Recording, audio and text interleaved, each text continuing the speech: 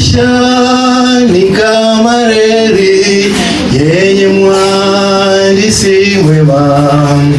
Mwendo wa maisha yako yawe maadilifu. Chunga mashimo na kora, usianguke umo. Shikilia usukani, itazame reli tu. Kiongozi ndiye Yesu hadi kwenye kituo. Malaika wasubiri kuturaki mbinguni.